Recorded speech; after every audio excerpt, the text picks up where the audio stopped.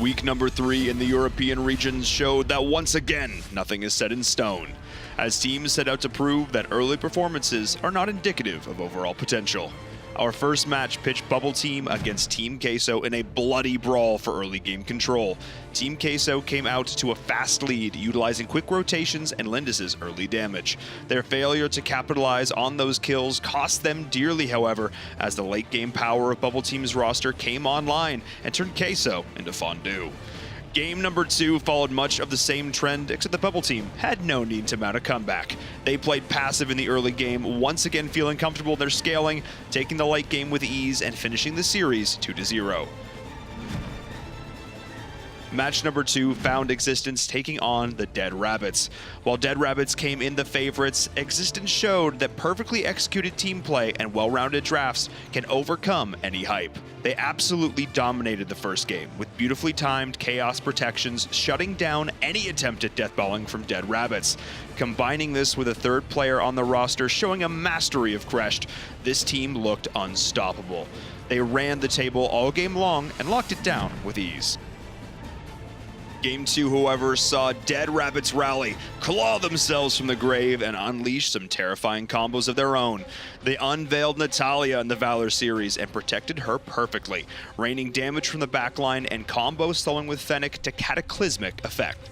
They took the game and finished the series 1-1. Day 2 saw the Alliance also taking on Team Queso in a European slugfest. Clearly seeing their sister team do well the day before did wonders for Alliance, shaking off their slump and showing up with renewed vigor. They struck while the iron was hot and came out of the gates fast against Queso, who were still reeling from their Day 1 loss. Alliance played standard in game number 1, showing they could play to the meta and carry games through impressive team fighting.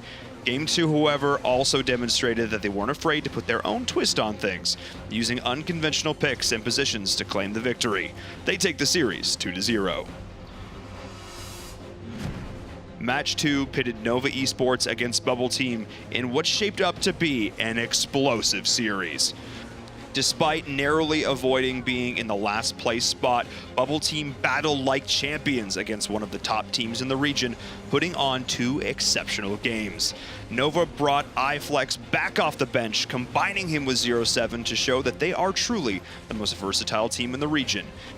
Going into the absolutely incredible play of Xerath, they certainly needed to bring their A games.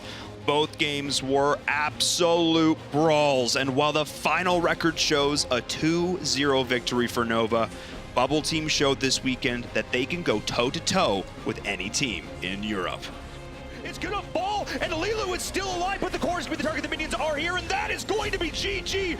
Nova find the win.